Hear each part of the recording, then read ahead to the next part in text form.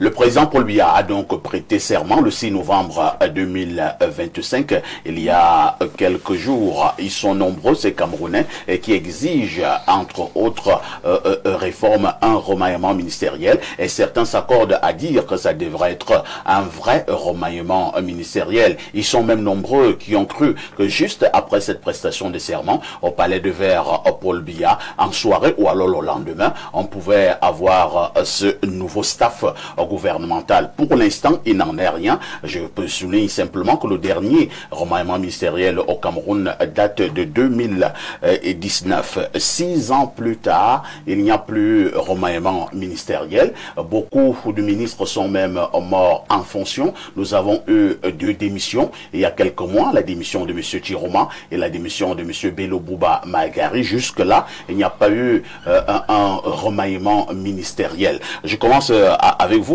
professeur Owonangini. Comment expliquer cette attitude du président Paul Biya? Un remaniement ministériel au Cameroun pour l'heure, il est inutile pour le président? Merci de me poser la question. Au Cameroun, comme dans d'autres pays, ce n'est pas spécifique au Cameroun, l'élection présidentielle, c'est-à-dire de la principale autorité du pouvoir exécutif, dans un cadre constitutionnel où cette autorité détient peut-être pas l'entièreté du pouvoir exécutif, mais la prépondérance dans le pouvoir exécutif, et que cette autorité nomme donc les membres du gouvernement. Après une élection, généralement, il y a un mouvement ministériel. Maintenant, dans l'expertise, et particulièrement l'expertise camerounaise, il y a une typologie de ces mouvements. Il y a ce qu'on appelle une formation de gouvernement. La typologie a été forgée en fait par Pierre Flambon-Gayap dans son livre « Cameroun qui gouverne ». Il y a une formation de gouvernement. Ça veut dire que le mouvement ministériel a une large ampleur. Non seulement il restructure fortement le gouvernement en termes de personnalité, mais il change parfois la structure du gouvernement. Il y a ce qu'on appelle une recomposition du gouvernement et il y a ce qu'on appelle un ajustement du gouvernement. L'ajustement du gouvernement, c'est la forme mineure où le gouvernement n'est pas bouleversé. Toujours est-il qu'il y a généralement un mouvement ministériel. Et ce mouvement ministériel est d'autant plus attendu que le septennat précédent, le président Paul Biya n'a fait qu'un seul mouvement ministériel que vous avez évoqué en janvier 2019. Et il y avait des pressions politiques autant que des pressions sociales appelant à ce qu'il y ait un mouvement ministériel, un autre mouvement ministériel qui n'est jamais arrivé. Dans une conjoncture où l'élection présidentielle s'est soldée par une controverse qui a pris une forme dramatique avec une tentative claire d'insurrection, entraînant donc la réponse des forces de défense et de sécurité, réponse proportionnée, parce que une certaine propagande veut faire croire... Vous parlez des réponses proportionnées. Alors ça qu'il y a veut des dire, morts. oui, mais il peut y avoir réponse proportionnée des morts. Vous avez vu que les morts, ça ne dit rien. Ce n'est pas que les morts ne me disent rien, c'est qu'il y a des conditions objectives du maintien de l'ordre. Quelque chose explique les morts. Attendez. Prenez par exemple la brigade de Newbel. Vous avez des groupes qui avancent et qui encerclent une brigade. À l'intérieur de la brigade, il y a des agents qui sont là pour assurer le service public. Ils font face à une foule menaçante. Ils font des avertissements. La foule ne se calme pas et se montre de plus en plus agressive. Ils font des tirs de sommation. La foule ne se calme pas. Mais en maintien, qu'est-ce que vous voulez qu'ils fassent? Il faut tuer. Oui, mais le droit du maintien de l'ordre définit. Il y a une démarche de principe qui est indiquée dans la loi 90-054. L'usage des armes à feu est par principe proscrit. Mais l'article 4 dit qu'il y a des conditions dans lesquelles on peut recourir à l'usage des armes à feu. Donc, l'armée et la gendarmerie et la police du Cameroun ont fait l'effort de réprimer le moins possible, s'il faut utiliser ce mot. Parce que justement, l'une des choses qui était recherchée, c'était que la réponse par le maintien de l'ordre soit tellement violente que ça crée un mécontentement généralisé. Mais quand vous avez des gens radicalisés et violents, malheureusement, il y a des situations où il y a des morts. Et peut-être même que les commanditaires de cette affaire, c'est ce qu'eux, ils recherchaient. Donc, passons. Pour dire que il faut faire extrêmement attention dans ce genre de situation. Et l'autorité est consciente de ce que ce climat de tension est lié à un certain nombre de problèmes que le président Paul Biya, à l'occasion de sa prestation de serment, a évoqués. Et il sait aussi que les mêmes courants de l'opinion attendent un mouvement ministériel. Que ça fasse plaisir ou pas à tel ou à tel secteur, c'est quelque chose qui est objectif. Les gens attendent un mouvement ministériel. Maintenant, c'est le président de la République qui va déterminer le moment et l'ampleur. Mais les conditions effectives font que ça va être difficile de se passer d'un tel mouvement. Valère Bessala, si après 6 ans, si après tout ce que nous avons eu sur le terrain comme malaise, j'ai parlé tout à l'heure des personnes qui sont mortes au gouvernement, c'est-à-dire certains ministres qui ont perdu la vie étant membres du gouvernement. Nous avons parlé de ces multiples critiques à l'endroit de certains membres du gouvernement. Une bonne partie du peuple camerounais pense que le gouvernement, certains membres brillent par une certaine incompétence, mais le président a quand même maintenu ce gouvernement pendant 6 ans. Alors, un nouveau septennat est maintenant sur les rails. Est-ce que nous pouvons espérer du président actuel un vrai mouvement ministériel?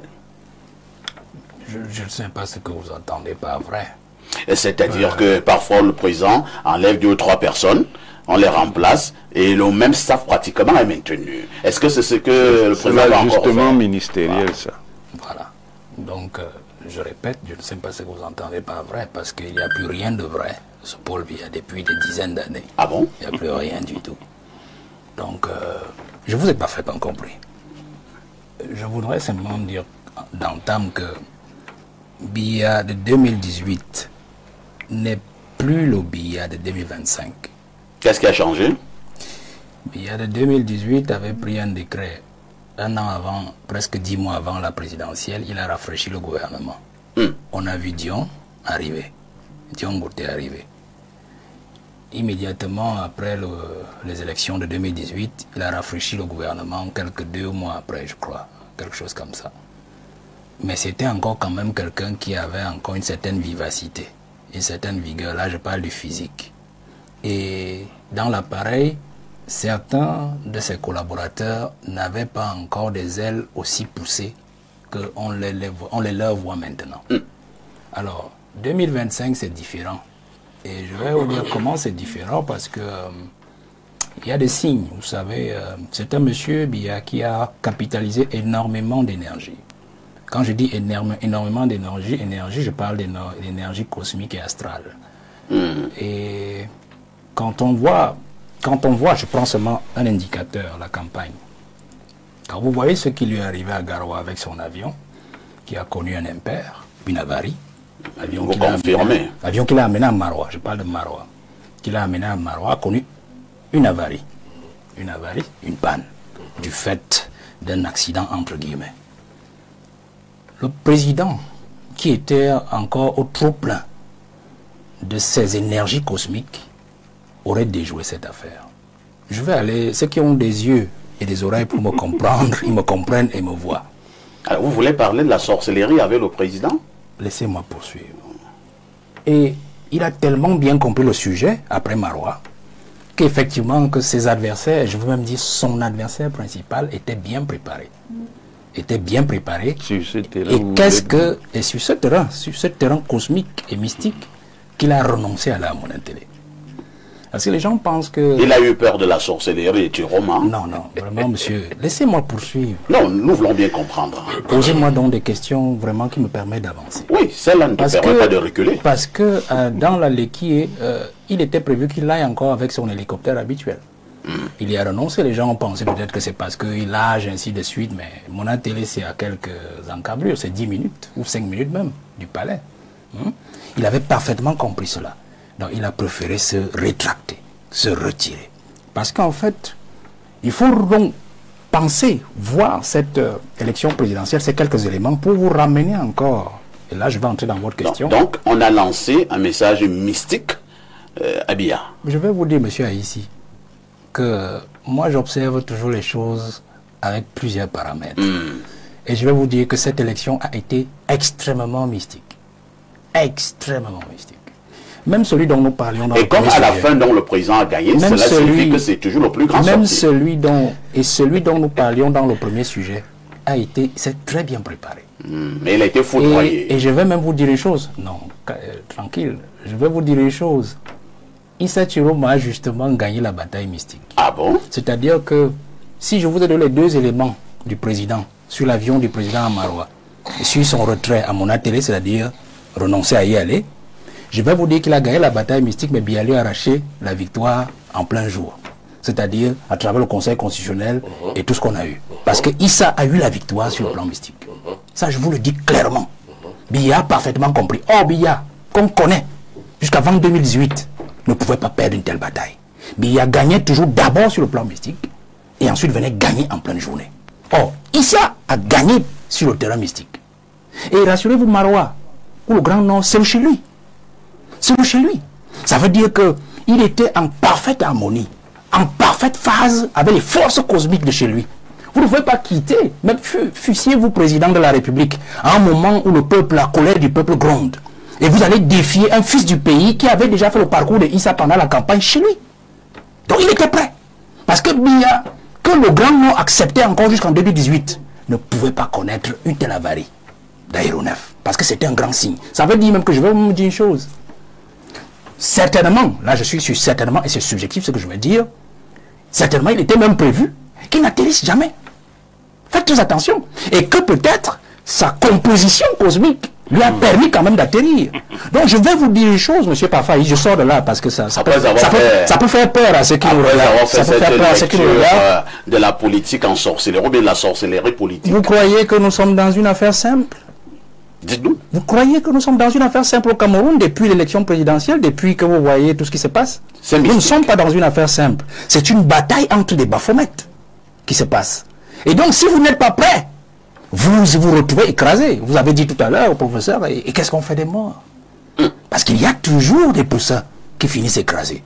Alors, je poursuis et je sortirai par l'analyse en disant que Biya a donc arraché cette victoire au grand jour que Issa lui a prise dans la nuit. Ça, je résume tout ce que je viens de dire. Comprenez? Pour dire que Biya aujourd'hui, pour moi, je n'attends plus grand-chose de lui. Parce qu'en fait, il est affaibli. C'est pour ça que j'ai commencé par ses valeurs un peu astrales. Pour que vous compreniez ce que je vais dire à la fin. Biya est affaibli. Affaibli pourquoi? Parce que Issa est venu achever mystiquement ce que ses propres collaborateurs avaient déjà commencé sur lui. Biya est mystiquement diminué. Vraiment diminué. Vous insistez, hein? J'insiste, il est diminué. Je vous ai dit, sinon ceci ne lui serait pas arrivé. Et il n'aurait pas reculé à mon intérêt. Il est diminué. Et donc, il est pris entre plusieurs feux, le président. Le premier feu dans lequel le président est pris, c'est son incapacité physique déjà. Il est diminué, le président. Il ne peut plus faire ce qu'il pouvait encore faire jusqu'en 2018. Je prends cette limite-là, même s'il était déjà un peu fatigué. Mais maintenant, il ne peut plus. Pourquoi? Il est dépendant physiquement de certains de ses intimes qui s'occupent de lui. Vous comprenez? Même si dans son imaginaire ou dans son cerveau, psychologiquement, il peut encore réfléchir, il peut encore penser. Et quand je dis diminuer physiquement, ça veut dire qu'il ne peut plus avoir accès à la bonne information quand il la veut. Ça veut dire que diminuer physiquement, il ne peut recevoir que ce que ses intimes décident de lui dire comme information. C'est pour ça qu'il y a des choses parfois, et là j'en suis certain, dont il n'est pas toujours informé en temps réel. Je pense seulement à l'affaire Savannah. On a eu l'affaire Savannah en fin 2023. Où lui-même il a appris par des câbles diplomatiques tchadiens et par des voies détournées que la SNH avait créé une structure nébuleuse, Savannah, et avait décidé de mettre la main sur le pétrole tchadien à travers le pipeline Codco. Je pense seulement ce cas. Monsieur, je pense que le bâtonnier Akere en a fait tout un mobile de combat. Ça, c'est un élément. L'autre feu, c'est le feu de ses propres collaborateurs, qui justement sont passés par ses intimes pour pouvoir l'atteindre. Pour pouvoir l'atteindre et l'affaiblir. Donc, ils l'ont affaibli pendant 7 ans. Et l'autre feu, c'est les membres du gouvernement, c'est-à-dire son gouvernement à lui, qui le prend à son propre jeu. C'est-à-dire que Biya s'est cru très malin en nommant un premier ministre qu'il savait qu'il ne pourrait pas gérer son gouvernement. Je ne dis pas qu'il n'a pas de personnalité, c'est un très bon travailleur, mais il savait qu'il ne peut pas tenir les grosses têtes du gouvernement. En nommant un ministre secrétaire général de la présidence, en l'élevant ministre d'État, sachant qu'il allait augmenter en force, et puis sachant qu'il avait aussi son grand ami au ministère de la Justice et que ses forces allaient se neutraliser. Et donc il allait dormir tranquillement pendant 7 ans, laisser le Covid passer, ils allaient détourner tout, laisser les Cannes passer, ils allaient détourner tout, et tous les grands scandales que vous connaissez, pour ressurgir en 2025 et demander encore aux Camerounais une autre élection. En fait, Biya a tout fait pour s'assurer qu'il mourra au pouvoir. Parce qu'en fait, ce que nous sommes en train de voir aujourd'hui, c'était de ne pas travailler, de donner l'impression au peuple camerounais que non, ce sont mes collaborateurs qui dérangent. Moi, je suis déjà âgé, je leur ai confié le pays, mais ils n'arrivent pas à faire l'affaire. Et donc, de revenir prendre une autre élection et d'aller droit vers un mandat qui pourrait l'amener ailleurs. Donc, je sors en disant que l'autre feu, le dernier, c'est le feu du peuple camerounais et de l'opposition consciente qui continue à se battre. Et justement, c'est ce peuple que nous avons réussi à réveiller. Et Issa Chiroma en a valablement profité. Et je crois que c'est un grand test. C'est un grand test que Issa nous a fait faire sur le travail que nous avons eu à faire. Parce que si était Kamto, que ça aurait été pratiquement encore la même chose, vous comprenez? Parce que le peuple était déjà pour la bonne partie réveillé, prêt à tout ce que nous avons vécu ces derniers temps. Donc je dirais que, remaniement ou pas, tout ce que nous attendons de Paul Biya, c'est tout simplement qu'il puisse garder notre pays sur les rails et qu'il ne fasse pas, de vagues pour qu'il ne nous laisse pas ce pays à feu et à sang. Parce que nous continuons à travailler avec le peuple pour que ce qui va se passer peut-être dans les jours à venir, si Issa ressort de son buisson, parce que dans mon analyse, je l'ai dit, s'il ressort de son buisson et avance, ce qui risque de se passer, le peuple risque d'en profiter. Si vraiment il est efficace, s'il revient de manière efficace. S'il ne revient pas de manière efficace, Biya peut peut-être tuer cette révolution avec un remaniement, comme vous le dites. Mais est-ce que ceux qui seront remaniés, ou du moins ceux qui arriveront dans le remaniement, pourront faire le job afin de suer les larmes du peuple? That is the question. Alors nous, on pose simplement un principe, c'est que Biya, remaniement ou pas, le peuple dit, il faut partir avec vos collaborateurs. Si vous ne voulez pas partir avec vos collaborateurs, nettoyez le système pour que le peuple au moins vous retire de sa vengeance, vous retire de sa colère, pour qu'au moins le Cameroun reste toujours debout. Merci Valère pour votre regard ce matin. Un regard à la fois mystique et idéologique. Alors, Chantal Roger Tulle, ce peuple que nous avons vu dans la rue il y a quelques jours au Cameroun, ce peuple qui véritablement souffre, n'est-il pas en droit d'exiger un vrai remaniement? Moi, j'insiste sur vrai. Complètement. Le ministre, ça veut dire serviteur du peuple. Les jeunes qui, je ne cautionne pas, je ne dédouane pas ceux qui ont cassé et qui ont brûlé, mais il y a un message, c'est le mal-être. Vous n'habitez pas au Cameroun, vous habitez au Cameroun, ça ne va pas. La famine est une constante. La pauvreté, c'est une réalité. L'arrogance de ceux qui sont au pouvoir est réelle. Cela a mis à mal ce qu'on appelle la solidarité nationale. Les gens évoluent par petits groupes. D'autres gouvernent par embuscade. L'élection qu'il y a eu a donc fait ressortir ce malaise, ce mal-être, cette interrogation sur l'avenir. C'est les 3 questions. D'où venons-nous? Où sommes-nous?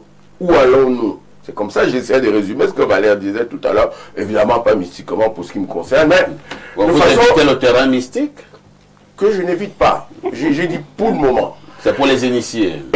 Et voyez, depuis 2018-2019, pardon de trahir un secret, mais il y en a un parmi eux, de mes proches, qui a écrit dans sa carte d'identité nationale, membre du gouvernement. C'est la vérité. Et chacun a vu la carte d'identité d'une très haute personnalité où c'était écrit épouse du chef de l'État. C'est la carte nationale. Si là vous avez vu. Je peux finir. La carte nationale d'identité, non, à Bastos, quand il s'est agi de voter et qu'on a fait un zoom sur une carte d'identité populaire, c'était effectivement écrit. Est-ce que vous êtes toujours dans la problématique? Pourquoi j'ai l'impression que vous ne voulez pas me laisser parler? Je viens sur le ministre, qui est le serviteur du peuple. Est-ce qu'il sert encore le peuple? Non. Il y a un malaise, il y a un mal-être qui a divisé la société. Il y a donc plus le Cameroun qui est une entité solidaire. Il y a les Cameroun, celui de 13 en bas, celui du dernier wagon qui est l'Est de la République, la mienne, où on n'écoute personne, où on ne regarde personne. Je vous donnerai les chiffres tout à l'heure si vous voulez. Et l'exigence pour les régions du Cameroun de se réapproprier leurs choses. Parce que le pouvoir politique appartient quand même finalement à ceux qui ont voté, si tant est que la victoire de M. Biya est actée. Chacun sait très bien que la forme actuelle de remaniement est très critiquable. Dans sa forme actuelle, le Premier ministre devient le premier des ministres. Il est nommé dans le même décret, quelquefois le même jour, et ça n'apporte pas à son prestige. Depuis 5 ans maintenant, il n'y a pas eu un acte de gouvernement que le Premier ministre, chef du gouvernement, a signé. Le seul moment où on l'entend réellement, c'est quand il reçoit un ambassadeur en fin de séjour, ou quand un lui fait la faveur de venir lui dire au revoir quand il s'en va. D'autres moments, c'est la petite réunion rituelle de tous les derniers jeudis du mois, le 29 quelquefois. Et le peuple ne se retrouve plus dans ce gouvernement. Et parce que s'il y a un changement, je passe sur les décès, je passe sur les injustices de la région de l'Est qui a perdu Dondon Doké et qui a été remplacé par Foucalyptus, qui n'est pas de ma région, c'est le partage du pouvoir politique après une élection politique comme celle qui vient de se passer. C'est ce que le peuple attend. Il attend quoi? Il attend éventuellement la main tendue. C'est pour ça que je n'ai pas été d'accord avec les 2 dernières phrases de notre chef de l'État. L'ordre régnera. Quand on dit je tends la main, on n'est pas aussi martial dans son discours, aussi violent, aussi définitif. Le peuple pense que Covid-19, il doit y avoir des retombées. Le peuple pense que Olembe, il doit y avoir des retombées. Le peuple pense que Fipangrassi, on ne soigne pas le Covid-19 avec cela. Il y a de l'argent qui est allé là-dedans. Le peuple pense que, vous avez su avant-hier comme moi, qu'une des mesures urgentes du ministre de la Santé, c'était de baisser le prix du Viagra avant-hier. Ça vraiment, c'était urgent pour faire ici. Donc le peuple pense qu'il faut revenir aux fonds baptismaux. De qu'est-ce que c'est qu'un gouvernement? De pourquoi M. Biya a gagné? Pourquoi il a été candidat? Qu'est-ce qu'il nous réserve? Voyez, parfait ici. Pocheté. Il m'a semblé que je n'avais pas fini et que vous m'avez pris 2 minutes. Regardez parfait ici la composition du gouvernement dans sa forme actuelle. Et dites-moi, qui fait quoi? Qui peut faire quoi? Et qui doit faire quoi? J'aime beaucoup le ministre des Travaux publics pour ne rester que sur son exemple. Mais je parle là de right man à the right place. Monsieur Ngano est sans doute très sympathique, mais c'est un infirmier breveté. Il ne vous gêne pas qu'une route Yaoundé-Simalène soit faite pendant 15 ans? Moi, ça me gêne. Il ne vous gêne pas que Santa Babadjou soit une route qu'on a toujours projetée et qui n'est pas réalisée jusqu'à maintenant, pour ne rester que simple sur les travaux publics. Maintenant, vous avez voulu que je chute, je vais chuter par là. Oui. Il n'est pas possible qu'après un événement fort, comme celui qui a eu, les alliés continuent d'espérer. Ceux qui ont accompagné l'élection du président. Il est de bon droit que ces alliés entrent dans l'équipe gouvernementale, avec les idées qui sont les leurs, avec comment ils défendront ce pourquoi ils ont fait élire le président Biya. Et le peuple jugera. Pourquoi le peuple jugera? Parce qu'il n'échappe à personne. Que c'est un pré-gouvernement. Que pour ce qui concerne l'Est de la République que je prétends défendre ici, qu'il y aura sans doute un gouvernement, sans doute une autre élection dans 2 ans. Quelqu'un parlait de la force physique du président Biya. Et Eh bien, je m'aligne dans cette phase pour dire que il vaudra mieux en ce moment-là être acteur plutôt que spectateur. Là où on parle du Cameroun, il faut que l'Est soit et l'Est sera. Vous êtes le représentant de l'Est sur ce plateau apparemment. Le président Biya a dit à l'hôtel de ville, si je suis le président des Camerounais, oui, je suis sans doute originaire du centre et du sud. Merci. C'est donc légitime que je revendique ma région qui me semble être la dernière de la République. Vous l'avez fait avec Mike Stria. Joseph Marie Lundu, ce peuple qui se battant exige quel type de gouvernement? Vous avez suivi Chantal Roger tout à l'heure faisant allusion à un ministre et faisant allusion à la formation initiale de ce ministre. Est-ce que c'est un problème important? Est-ce que c'est un problème sérieux? On devra avoir un gouvernement de technocrates ou alors un gouvernement de politiciens? Je suis spécialiste dans le montage et le suivi des projets. Je vais utiliser la démarche projet pour vous répondre. Le président Biya est peut-être à son 35e gouvernement depuis qu'il est à la magistrature suprême au Cameroun. On a vu venir des gouvernements. C'est les Camerounais, hein? On ne va pas aller chercher des gens à la planète Mars. Il y en a quelques-uns qui ne sont pas complètement Camerounais. Ce seront des Camerounais. Et ces Camerounais-là... J'ai cherché partout au Cameroun, je n'ai pas vu un Bayrobé. Je cherche toujours. S'il vous plaît. Donc, vous avez un problème avec sa nationalité? Je cherche toujours. Et je ne sais pas jusqu'où pas aller l'intégration régionale. Ça existe. Donc, je pense que... Je n'ai pas vu beaucoup de Bayrobé à Garoua. Là, c'est un autre problème, hein, Chantal Roger. Ça ne fait pas partie du type de gouvernement. Et je voudrais quand même signaler à Chantal que je ne fais aucune interférence dans son allocution. Et que je souhaiterais qu'il me donne l'opportunité de parler. Allez-y, José Marie. Parce que je voudrais entrer dans l'analyse. Je vais sortir des anecdotes. La culture est une chose importante. Tout à l'heure, j'ai apprécié l'insistance de Saint-Éloi quand il a dit qu'il y a eu des morts. Il y a eu des morts. Il y a des gens qui ont perdu toute leur fortune.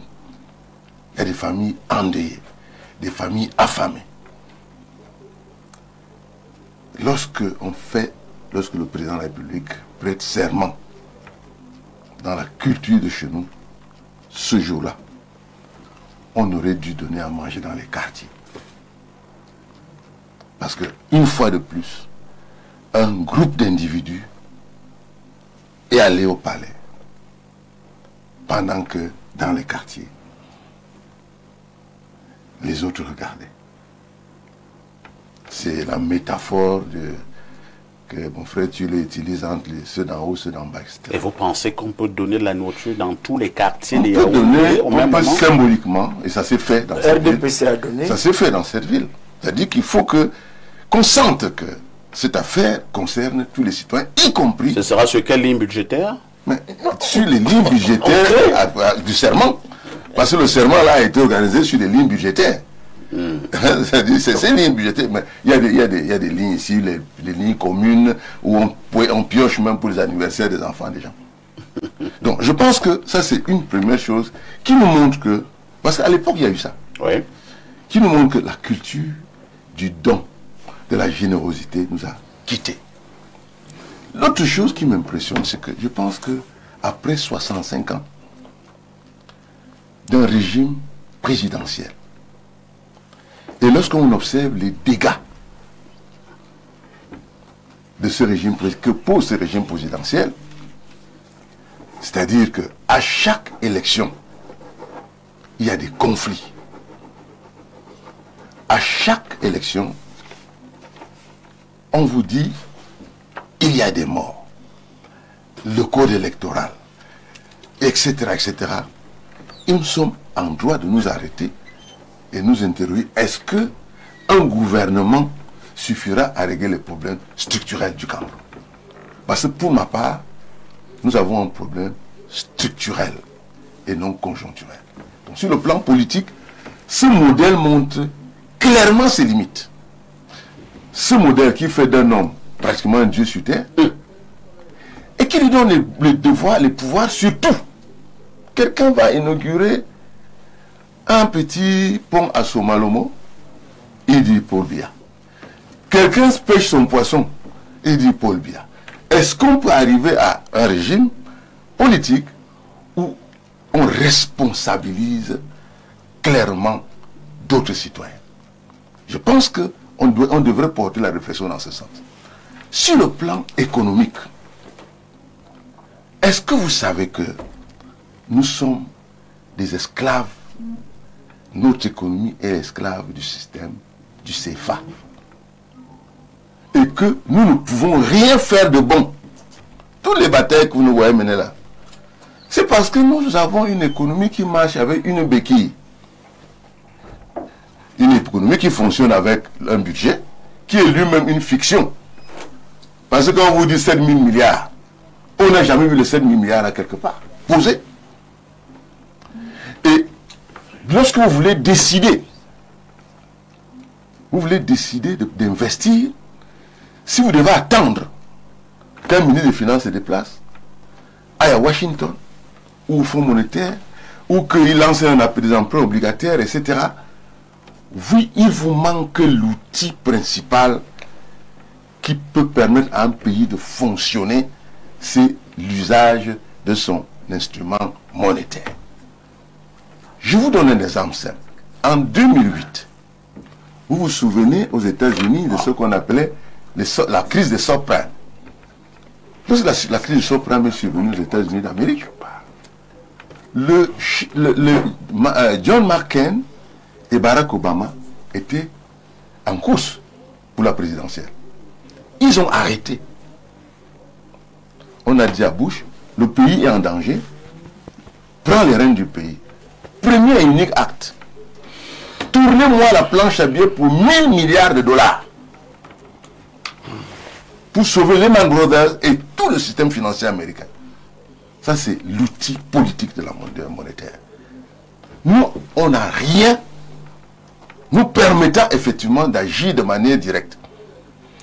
Notre pays a des entreprises dans les années 90 qui sont, je vous montre, ça c'est l'arbre de l'ONCPB, avec les entreprises qui étaient restées, qui étaient là sur le terrain. C'est l'arbre de l'ONCPB. Et vous voyez ces chiffres-là, tout est là-dedans. Vous avez tous les chiffres là-dedans, les noms des entreprises et ce qu'on a perdu.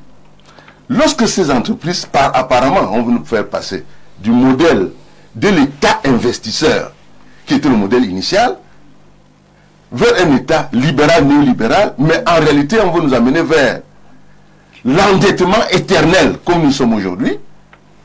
On casse cet appareil, on annonce, on fait chuter les coûts de matières premières. Écoutez très bien la démarche. Le pays qui vit de matières premières est essoufflé. Et puis, on vient, on ferme et on achète ce qu'on peut acheter. Mais si vous avez l'instrument monétaire, vous faites comme les Américains. José-Marie Ilundu, c'est vrai que votre analyse est certes pertinente, mais je voudrais que nous puissions rester au niveau vraiment nous sommes dans la problématique. Nous sommes dans l'urgence d'un remaniement ministériel. Vous êtes au niveau de la politique monétaire. Permettez. Donnez-moi quelques minutes. Parce que vous savez, c'est l'un des problèmes que nous avons. C'est qu'effectivement, nous avons les biscuits. Ici, il est question, quel est le problème? Le remaniement ministériel va se faire. Et je vous ai dit, il sera fait, on va nommer parfait, on va nommer des Camerounais. La réalité, c'est que lorsque le président annonce son programme dans les 7 années qui viennent, il faut que cela corresponde à une équipe de travail. OK? Et que cela corresponde à des ressources. L'équipe de travail, il va rien inventer. Peut-être un peu saupoudrer avec quelques partis politiques qui auraient soutenu, qui sont de l'opposition. Et puis il va remettre les ténors pour ne pas être trop étranger à son affaire. Et quelques jeunes, c'est tout ce qu'il va faire. Mais est-ce que ce gouvernement a les moyens de conduire ces politiques? Est-ce que c'est aujourd'hui que Paul Biya parle des politiques jeunes? Non. Nous avons eu une politique, un programme jeune, c'est 100 milliards. 100 milliards. 103 milliards. Pour être exact. A-t-on jamais eu l'évaluation plan d'urgence jeune de ce plan? Qu'est-ce que ça a apporté les 103 milliards? Ok? Aujourd'hui, moi j'ai entendu le ministre des Finances parler d'un endettement qui arrive. À quel moment, quels sont les moyens? Bon, est-ce que Paul Biya n'a pas parlé de politique femme au Cameroun? Qu'est-ce qui a été? On dit chez nous, si en te promenant en forêt, tu passes 2 fois devant le même arbre, c'est que tu es perdu. C'est que tu es perdu. Et j'ai bien peur que, en nous focalisant sur une affaire de gouvernement, qu'on nomme M. Tulé, et Saint-Éloi, et Lundu, Bessala et tout, mais qu'on se retrouve devant une situation où les moyens permettant effectivement d'exécuter les politiques sont tellement maigres qu'à la limite nous allons devenir des bandits. Merci. Et comme c'est maigre, qu'est-ce que généralement ils font? Ce qu'on nomme. Parce que nous sommes tous des pauvres au départ. Il y a des gens qui ont faim assis à table, ils ont faim en mangeant. Chacun prend un peu, comme tu le dis là, pour son village, ou même pour sa famille. Pourquoi? Parce que nous sommes dans un environnement économique exsangue, sans moyens, sans souveraineté économique. Donc, je vais finir en disant, nous avons besoin de souveraineté économique pour asseoir la souveraineté économique, pour asseoir la souveraineté alimentaire, pour asseoir la souveraineté industrielle, pour asseoir comment je veux faire pour transformer mon cacao, comment je veux faire pour transformer mon coton, comment je veux faire pour transporter ma pomme de terre, comment je veux faire pour transporter comment je veux faire. Et alors, c'est ça qui permet qu'un ministre vive, qu'un ministre soit sûr de lui, et quand il parle, que cela soit suivi d'actes précis et concrets. Merci José-Marie Lundu. Je reprécise que l'unique numéro fonctionnel, c'est bien le 677 33 19 03. Le 677 33 19 03. Tout à l'heure, on fera un effort de lire vos nombreuses contributions. Saint-Éloi Bidon, le président de la République, lors de son discours, son dernier discours à l'Assemblée nationale, est revenu justement sur l'aspect jeune et l'aspect ayant trait aux femmes, en disant d'ailleurs que ces deux entités seront au centre de son septennat. José-Marie Lundu pense que ce n'est pas la première fois. Hein. Mais entre-temps, quand même, est-ce que pour une fois le président peut vraiment amener, je vais encore dire, des vrais jeunes au gouvernement? Parce qu'au Cameroun, parfois, lorsqu'on nomme un monsieur de 55 ans, on dit on a nommé un jeune. Est-ce qu'on pourra avoir des jeunes de 40 ans, de 38 ans au gouvernement? Est-ce qu'on peut avoir des femmes lors du prochain remaniement ministériel? Est-ce que le peuple n'a pas besoin de ce genre, de ce souffle nouveau? Parfois ici, en 2013, le président de la République, au cours d'une allocution du 31 décembre, a décrié l'inertie gouvernementale. Le président Biya, au cours d'une autre allocution du 31 décembre, a dit que les délinquants à col blanc vont devoir rendre gorge. Le président Biya a fait des annonces et il a souhaité qu'on retienne de lui l'homme qui a apporté la démocratie. Et la prospérité. Et la prospérité. Que ce soit la démocratie, que ce soit la prospérité, on en est très éloigné. Ah bon? Oui. Pourquoi? Parce que j'ai cru en ce discours et je me suis cru libre en 2020 de pouvoir candidater au poste de super-maire de la ville de Yaoundé. On m'a opposé quoi? On m'a dit le président Biya a désigné tel. Ma candidature est irrecevable. Est-ce que vous avez la preuve de ce que c'est le président qui l'a dit? Je vous dis que c'est ce que le patron du parti est venu annoncer au moment où on faisait les Comment vérifier cela? Comment savoir que c'est vrai? Justement, vous me rappelez au problème de Joseph-Antoine Bell qui aurait touché des primes et le ministre Conchou a levé un papier, mais c'était le ministre qui avait personne à lui. Donc, de toutes les façons, c'est pour vous dire qu'on en est très éloigné. N'essayez pas de me distraire, M. Parfaïs. Parce que ce que je voudrais démontrer... Sainte-Éloi, ce n'est pas de la distraction. Vous étiez à l'hôtel de ville. Un monsieur s'est levé. Il a dit que, M. Biya a dit que c'est elle qui devient maire de Yaoundé. Vous avez la preuve de ce que M. Biya a dit? Je vous dis que je me suis porté candidat. Monsieur Tila Jean-Claude, qui était préfet du Mfundi, a tordu le cou à la loi devant tout le monde. Est-ce que lui a demandé de tordre le cou à la loi? Monsieur Talba est venu à la première réunion du RDPC dire qu'il n'y aura pas de primaire. Le président a choisi Monsieur Luc Magloire, Messie Atangna. Voilà comment ça s'est passé. Donc je vous dis, et je vous dis encore, que nous avons flirté avec la démocratie au moment de la création du parti, mais le président s'est vite rebiffé. Parce que on m'a reproché quoi en fait? Et on m'a exclu. On m'a exclu pour avoir dit que je serais candidat. Et on m'a exclu et le président a signé. Donc, vous voyez, c'est pourquoi il s'est battu pendant 40 ans. Nous, on est accru. Et puis, il n'en est rien. Justement pour vous dire que j'étais de ceux qui disaient déjà en 2018 que le mandat 2018-2025 était un mandat de trop. Que le président n'avait plus les moyens de pouvoir gouverner. Prenez ça au sens large, au sens noble du terme.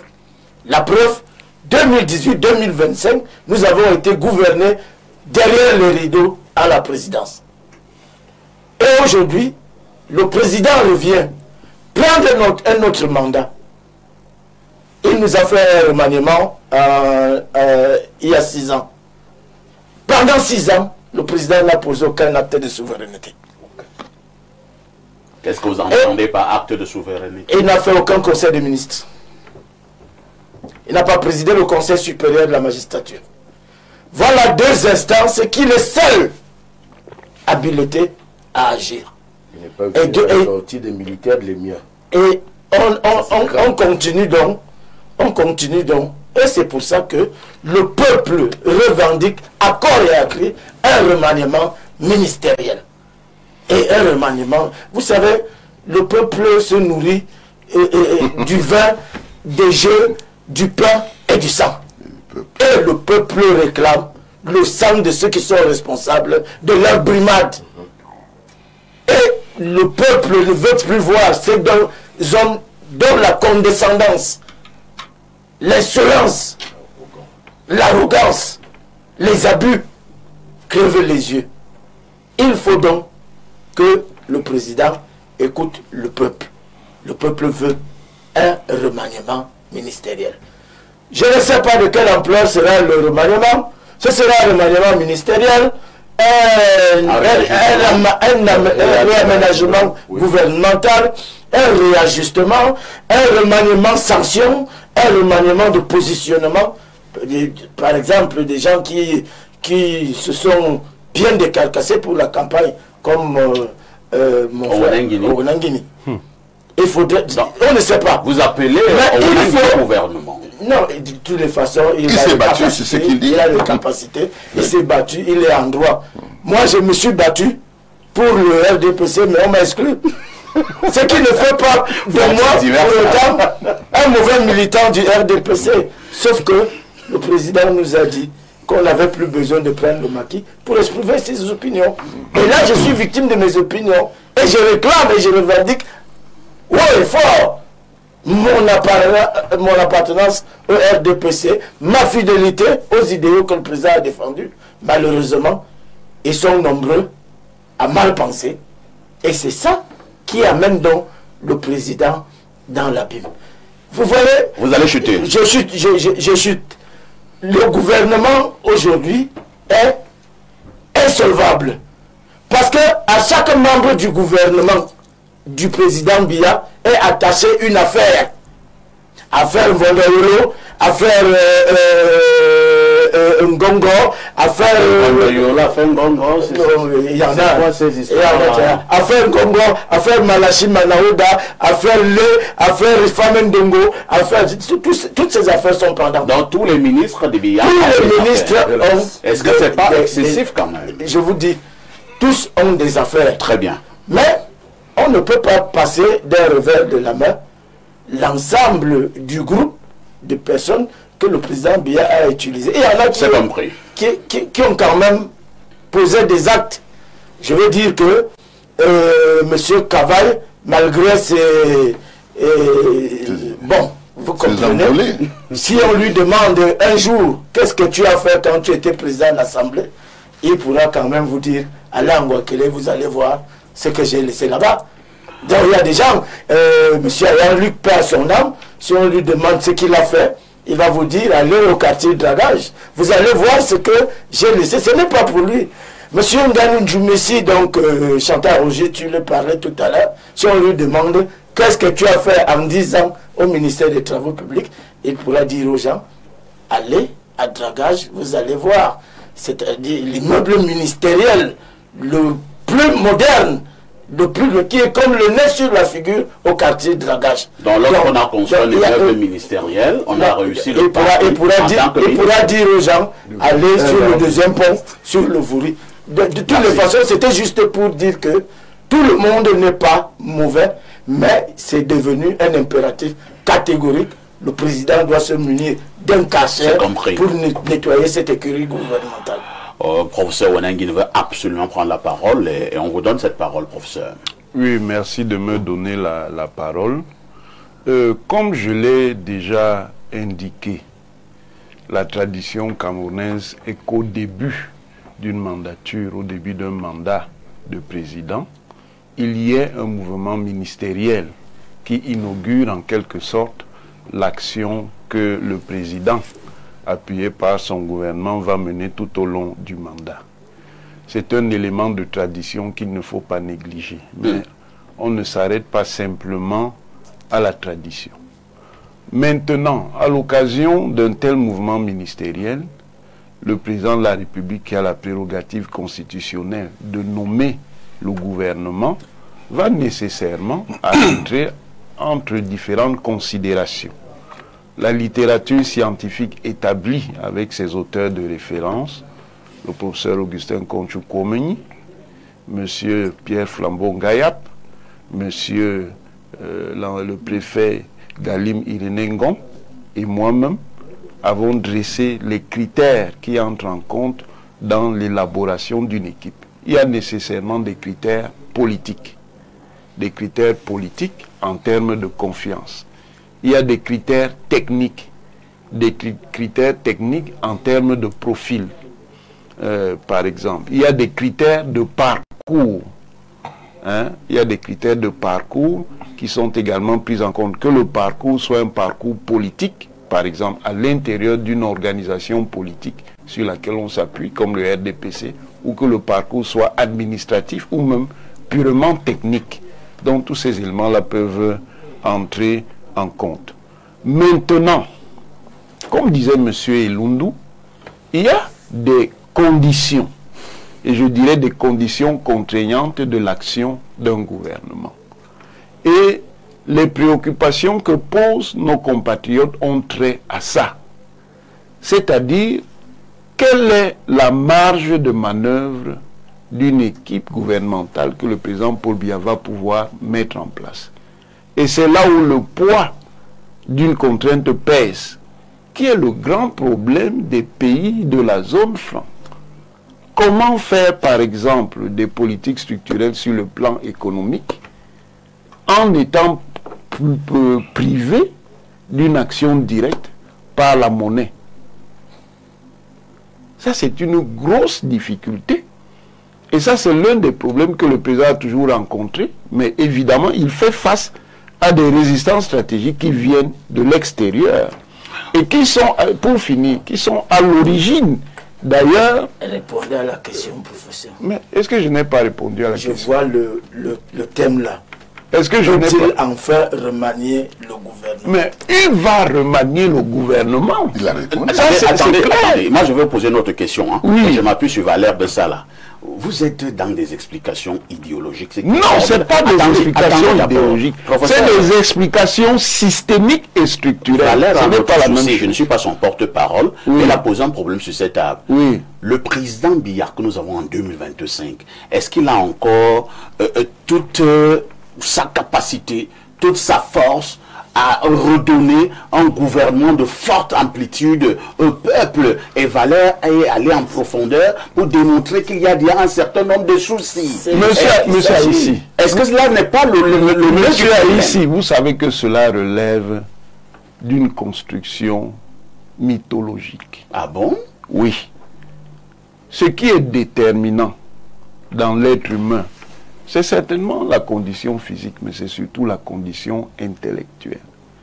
Tant que vous n'avez pas fait la preuve que le président Paul Biya n'a pas ses capacités mentales, à la tête du Cameroun, il peut diriger. Parce que c'est le cerveau, c'est le cerveau qui dirige. Et j'ajouterais, contrairement à ce que certains pensent, tant que quelqu'un qui est âgé n'a pas de maladie qui affecte ses capacités nerveuses, il est encore plus intelligent que vous. Parce que, attendez, plus qu'à l'intelligence,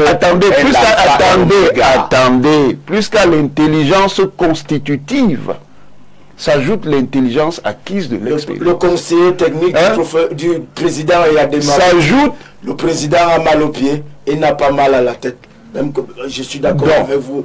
Mais dites-nous ça en français facile. Mais je l'ai dit, moi je ne suis pas là pour le français facile. L'ampleur du gouvernement, c'est annoncé. Vous m'empêchez de parler. Parce que vous tournez autour. Non, je me tourne autour. La capacité à pouvoir oui, alors que Ngongo c'est la mythologie. Il a la capacité à pouvoir sortir. Attendez, vous voyez comment vous voulez mener le débat. Non, c'est pas vous, monsieur Bidou. Attendez. Mais on ne peut pas répondre à 1000 questions. Il va nommer qui? Laissez-vous parler. Vous avez votre gouvernement que vous voulez imposer à Paul Biya. Non, c'est Paul Biya qui a été élu. Et c'est Paul Biya qui choisit avec qui il va travailler. Par contre, avec son expérience politique et son art gouvernement, Paul Biya lui-même sait, et il a dit dans son discours de prestation de serment, qu'il sait qu'on est dans une période sensible.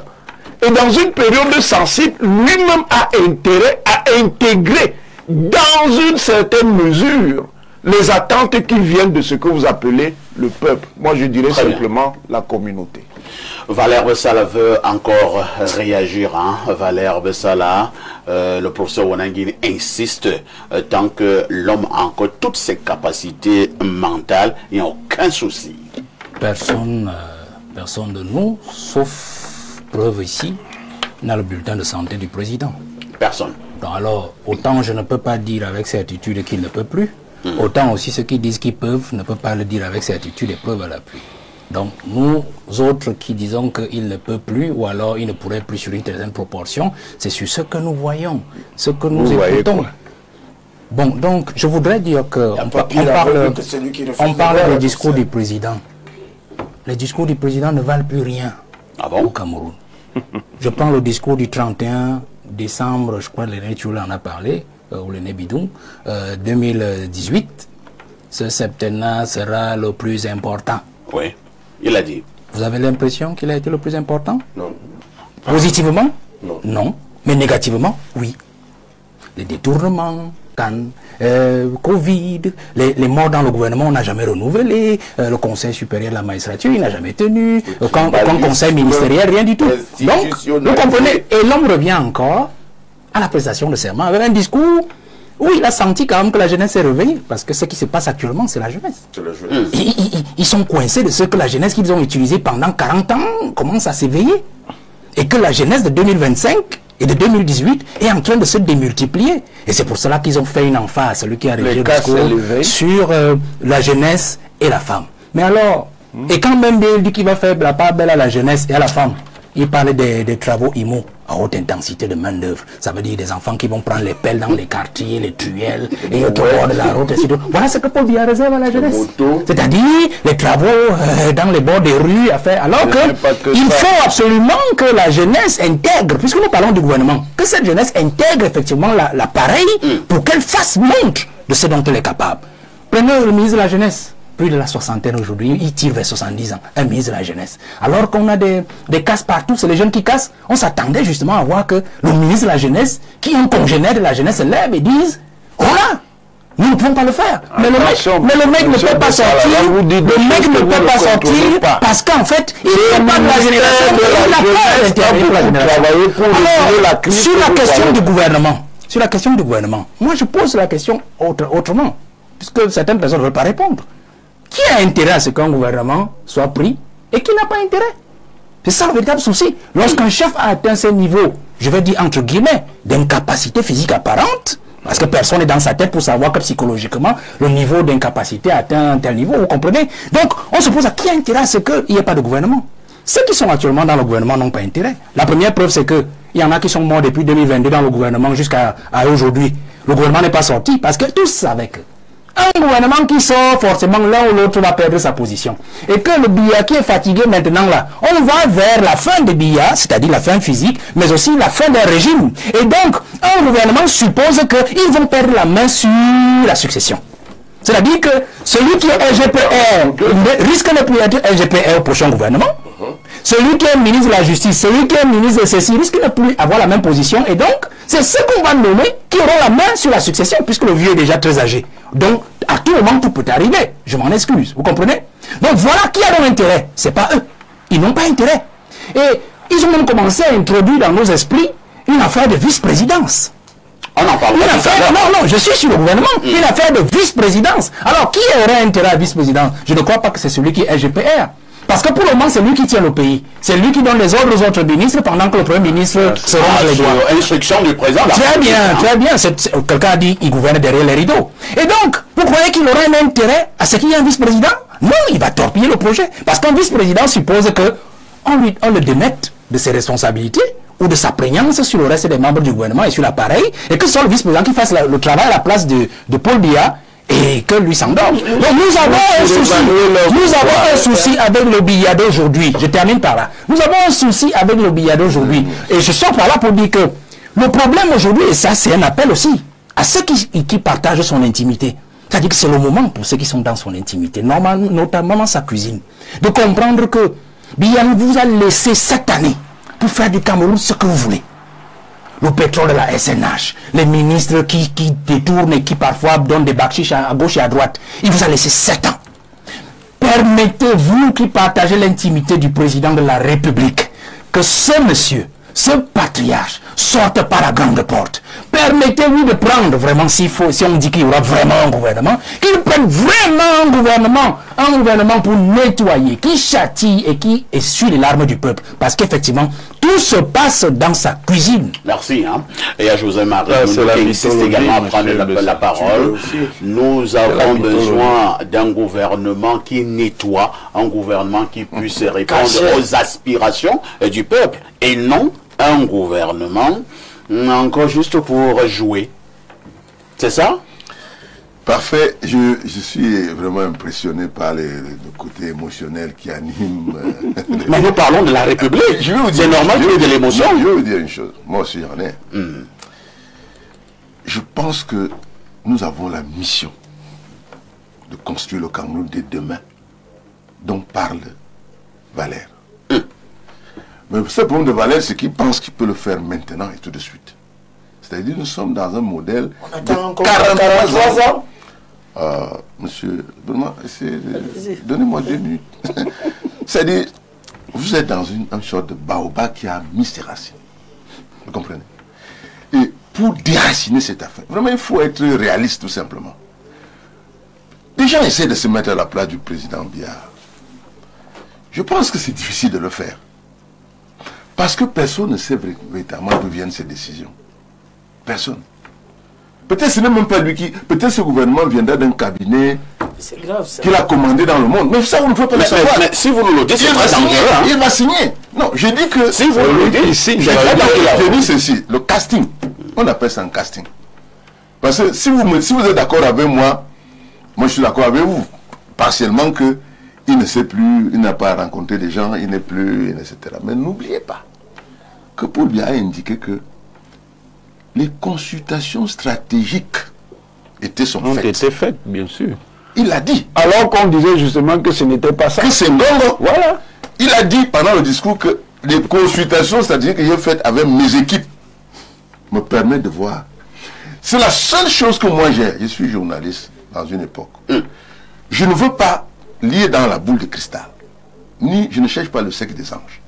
J'ai dit clairement que je n'ai aucune raison de croire aujourd'hui que Paul Biya ne peut pas faire un gouvernement, mais seulement évitons de faire le gouvernement à sa place. C'est ça. L'impression que j'ai, c'est que bon, il y a des gens qu'on n'aime pas, ou il y a des gens qui ont trop fumé, ou qui ont été trop présents. Par exemple, celui dont on parle, qui a été trop présent. Mais, monsieur, c'est bien Paul Biya qui a pris la délégation et a remis à ce monsieur. Est-ce qu'on peut nous dire pourquoi il l'a fait? Quelles sont les raisons pour lesquelles le président l'a fait? On va chuter, Joseph. Je crois que nous sommes dans un mauvais sujet. Parce que c'est un sujet, à mon humble avis, qui nous distrait des réalités de fond. C'est-à-dire que je vous dis que dans le contexte économique, social et structurel actuel, l'efficacité d'un gouvernement ne viendra pas du fait qu'il s'appelle Elundu. Viendra d'une capacité à remobiliser les structures économiques et sociales et politiques au Cameroun. Très bien. C'est la seule chose qui va nous permettre. Et c'est pour cela que ce n'est pas une affaire de Paul Biya seulement. C'est une affaire que nous devons, en tant qu'analystes, tous ici sur la table, nous sommes des vieux routiniers.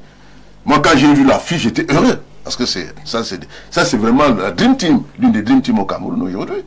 Ça fait une trentaine d'années, peut-être plus jeune, c'est ça là qui est très percutant. Donc, je pense que nous avons une mission. Repenser. Parce que, messieurs, ce qui vient de nous arriver là, les enfants qu'on a perdus et tout ça, doit interpeller en profondeur notre capacité à réfléchir sur le Cameroun. J'ai parcouru les réseaux sociaux. L'une des choses que j'ai observées, c'est des masses ignorantes absolument de l'histoire de leur pays et du fonctionnement de leur pays. Absolument. Merci. Hein. Et je crois que c'est l'une des missions des jeunes, comme Valère qui est très écouté, de dire aux jeunes que si, même lorsqu'on veut faire une révolution, on doit avoir une certaine souveraineté intellectuelle. Vous voulez seulement utiliser Valère, seulement lorsqu'il faut aller calmer les jeunes. Valère est un guide. C'est lui qui a écrit. Lorsqu'il faut aller calmer les jeunes. Là, vous appelez Valère. C'est le guide. Je ne peux pas aller chercher un monsieur qui ne... Toutes les propositions que Valère fait depuis 10 ans, on vous les... Moi aussi, j'en fais depuis 40 ans. Mais ce n'est pas le sujet. Le sujet est qu'aujourd'hui, on a besoin des soldats. Moi... Et donc Valère peut être un bon soldat pour vous. C'est un bon soldat pour le Cameroun. Pour le Cameroun. Moi, nous avons travaillé, je crois que vous le savez, je ne suis pas à premier plateau avec vous, que depuis plus de 30 ans, nous avons fait ce travail. Et que nous ne sommes plus heureux de ce qui se passe. C'est-à-dire que les Camerounais veulent encore avoir des scores à la russe. Pour moi, un score de 53% et 35% me paraît être un score que l'on peut commencer à se dire que bon, voilà un score qui peut permettre que les Camerounais s'équilibrent. On va passer la parole à Roger. Pourquoi est-ce que cela gêne? Permettez aux autres d'avoir également... J'ai fini en disant simplement que parmi les gens que l'on veut chasser du gouvernement, on dit ceci: il a perdu dans son village. Or, la circonscription électorale, c'est le pays. C'est le pays. Mais on trouve quand même le moyen d'aller identifier un niveau. Présidentielle. Merci. On vous passe la parole là. Il y a un autre volet, je pense même que certains l'ont dit sur ce plateau. C'est ce volet-là qui nous amène quand même à constater que dans ce gouvernement, il y a quand même des ministres qui ont déjà mis plus de 2 décennies au même poste. Que faisons-nous de ce genre de ministres? On les change, on les envoie se reposer. Et moi j'aime parler du Cameroun. Un ministre qui a perdu les élections chez lui n'a pas sa place au gouvernement. Ça veut dire qu'elle a été vomi. Au Nanguini, le professeur, le recteur, a dit qu'ils ont travaillé sur un type d'homme à proposer au président. il y a donc des types politiques, il y a des technocrates. Dans le gouvernement actuel, j'ai beau chercher des technocrates, je n'en trouve pas pour ce qui me concerne. C'est donc un gouvernement de politique. Chaque fois que le président a gagné avec 82%, 90%, 95%, il n'y a jamais eu autant de frilosité, autant de casse, autant de contestation. Les victoires sont nettes, les victoires sont réelles. Ne faisons pas l'Autriche quand on a eu 53%, alors qu'on vient souvent de 92%, on a baissé, on a été mal élu ou mal accepté. Le peuple a parlé, c'est une critique. Pour quelqu'un qui gagne soit avec 90%, quand il descend à 53%, encore que ces 53% sont très contestés, ce n'est pas une victoire éclatante. Il ne faut pas se cacher. Il faut donc remanier. Ça n'existe pas un pays où quelqu'un a fait 30 ans, pardon de citer M. Hélène Pierre et les autres, ça n'existe pas un pays où quelqu'un a 27 ans. Ça n'existe pas où quelqu'un est resté 50 ans au gouvernement. Tant que M. Tuile et Bidouvel entrent au gouvernement, c'est ça le problème. Pour ça, vous venez de me couper. Pour ce qui me concerne, j'étais de l'opposition dure. J'ai accompagné M. Tirouma et tous les autres hommes politiques dans les négociations pour le choix du candidat. Je suis donc, je crois, très mal choisi pour aller au gouvernement actuel. On ne sait jamais. Non. J'ai vu prononcer des noms qui sont vos amis, sans doute, M. Cabral Libi, M. Joshua Ochi, ainsi de suite, M. Tuilé, son nom n'est jamais. Voilà, probablement ceux qui peuvent entrer au gouvernement. Qui sont jeunes. Son nom, le nom de M. Tuilé n'est pas souvent arrivé, sinon pour des bastonnades et des brutalités. Monsieur Bidou parlait tout à l'heure de la non-démocratie. Nous avons fait campagne ensemble à Yaoundé 6. Et un grand membre du RDPC m'a dit Tuile que la Zadoué, que le top maire à Bafan, parce qu'il pensait que Tuile, ça veut dire Bafan. Il me l'a dit à moi. Il est toujours là aux affaires. Je pense qu'il ne faut pas qu'on joue les Autriches. Ce gouvernement a fait la preuve de ses insuffisances. Il faut le changer complètement. La question centrale, elle est sur la connaissance des hommes. La neutralité, je mets des guillemets, de ces hommes. À ne pas dépendre, parce que le Cameroun est laïque, des francs-maçons, des rose-croix, des lobbies occultes, des lobbies tribaux, des forces qui tiennent le président. Un tel gouvernement sera à nouveau un gouvernement inutile.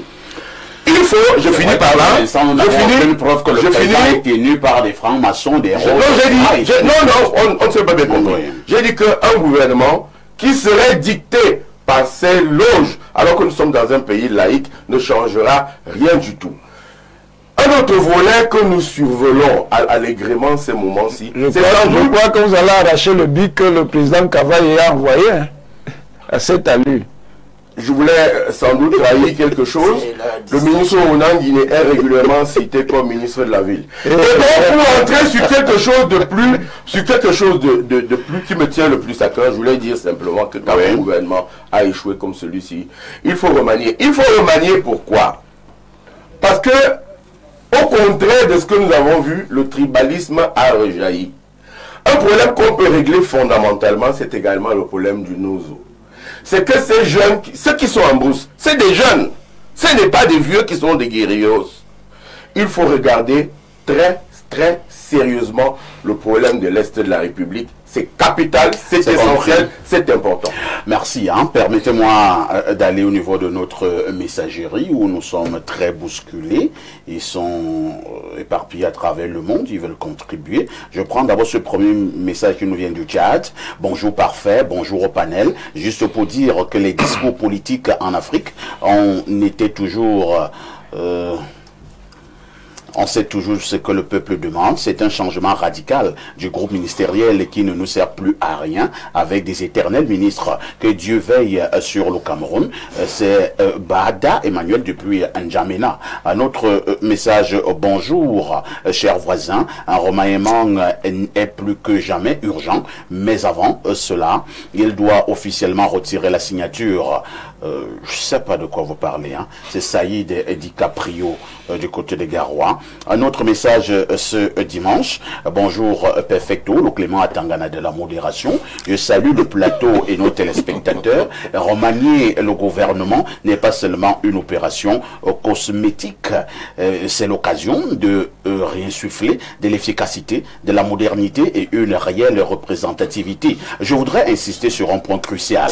La diaspora camerounaise doit être pleinement intégrée. Nous devons envisager un ministère au secrétariat dédié à la diaspora et créer des circonscriptions pour élire des députés depuis l'Europe, l'Asie, l'Afrique et les Amériques. C'est le nœud gordien de notre unité nationale. Des millions de Camerounais vivant à l'étranger doivent participer aux décisions qui façonnent notre nation. Par ailleurs, ce remaniement doit être guidé par le mérite et l'efficacité. Les ministres qui ont réussi à produire des résultats doivent être récompensés, tandis que ceux qui ont été battus dans la circonscription doivent sérieusement envisager la démission. Cette dynamique est indispensable pour moderniser notre gouvernance et préparer l'avenir. Que ceux qui nous écoutent ce dimanche prennent cela au sérieux. La victoire de notre candidat ne doit pas nous faire oublier le message des électeurs. Le score avec lequel il a gagné doit nous interpeller tous. C'est François Tama Obama qui envoie cette contribution. Bonjour, au-delà des beaux discours, nous invitons le chef de l'État à agir car c'est dans l'action que jaillit l'espoir. Bien qu'ayant beaucoup d'admiration pour le président de la République, vu son engagement et sacrifice au service de la nation, 60 ans environ, je souhaiterais qu'il aille se reposer, ainsi que toute sa clique, également toute son opposition qu'il nous a imposée pendant 43 ans au prix des élections controversées à chaque septennat et des morts innocentes. Il faudrait une nouvelle classe politique, de nouveaux visages, avec une vision et un sens élevé du devoir, tel que certains de vos invités, Onangini, Valère Sala, et j'en passe, c'est Cyril de Douala qui envoie cette contribution. Un autre message, bonjour l'Onkuta de la modération, et particulièrement au professeur Onangini, Issa Chiroma Aboza, au Nigeria, Biafra en remaniement, ça c'est sûr. Bonne journée, c'est Joey de Mbankomo qui envoie cette contribution. Bonjour à vous sur le plateau, je salue la cohérence du professeur, je salue également Valère Bessala, on dirait qu'il lit dans mes pensées. Moi c'est Djaoué Dirdim Joseph, chef service régional à la délégation régionale du Minépia de l'extrême nord à Maroua. Merci à vous. Bonjour l'Onkuta de modérateur, bonjour parfait et à tout le panel. S'il vous plaît, dites au monsieur qui revendique pour la région de l'Est et que le problème de sa région se trouve dans toutes les autres 9 régions du Cameroun.